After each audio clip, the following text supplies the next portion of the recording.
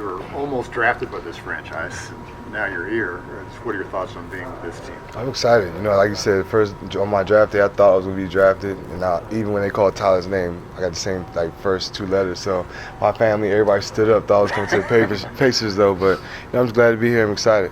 How do you think you fit in, and what will your role be? I think I feel well. Come off the bench, backup point guard, just to push the pace, push the tempo, and just get in the paint, just play my game. How will it be different than Houston? Why didn't it work out for you there? Just a bad fit, I guess. Things just didn't work out there. I tried my best, and we had to move on. So I'm glad I'm here. But I think I fit in well.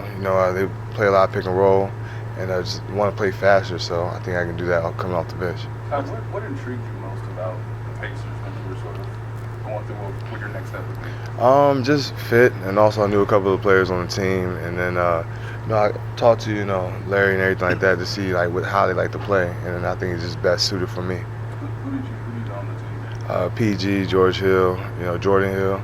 So I just know them from just being around things like that, and working out with them. Did you have other opportunities, other teams you considered? Yeah, there's 4 or 5 other teams, but I thought this would be the best, to use my ability to be used best here.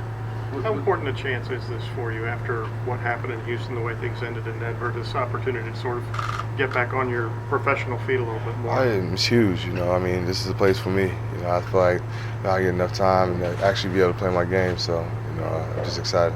Coach just said he had to go teach you the offense. What's the challenge this week? And I guess how good is it you have this game today and then you have some time to actually practice? Well, the offense, he runs a lot. It's like Brian Shaw, with strong action, pick and roll, loop action. So, I pretty much got most of the plays down. Just a couple of the outbounds plays I'm still working on. So, it's not that hard of a transition because, Brian Shaw and Coach Fogel has the same type of plays. What do you expect your emotions will be tonight, stepping on the court, getting used to the surroundings, your teammates, and in a game atmosphere against a team like the Spurs? I'm just ready to go. It's always exciting playing against the Spurs. They're going to bring their 8 game. They're 55-9 right now, something like that. So, we got to take it to them. Just ready to get out there and get my first win as a Pacer.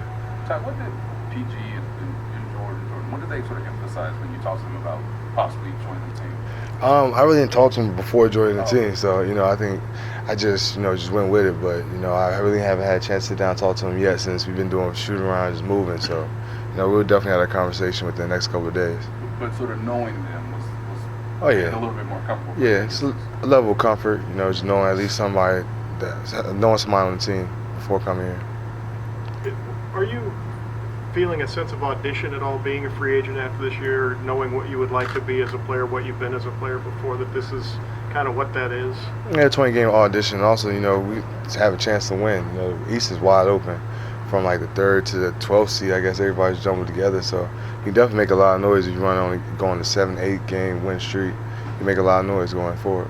I guess the message from Larry and Frank has been to push the pace. How much responsible do you feel that when you get the ball to push it, and how much do you enjoy sort of having that responsibility? I like it, coming down, being able to make decisions, from pick and roll, and also just calling plays. So, I just can't wait to have the ball back in my hands. How confident are you in terms of where you are with having the off-court stuff managed and that's behind you, so to speak? I think it's all done with. Made a couple mistakes, learned from them, and definitely not going to happen again. You mentioned Frank's offense being a lot like Brian Shaw's. The impression was that wasn't a good fit for you, Brian Shaw's offense. Is this different? Or? At one point, I was averaging 18, 19, and 10 with Brian Shaw. I felt like it was a good fit. It's just, I guess our players and things like that we had wasn't really, I guess conducive to his offense. But it worked for me. I played well in that system.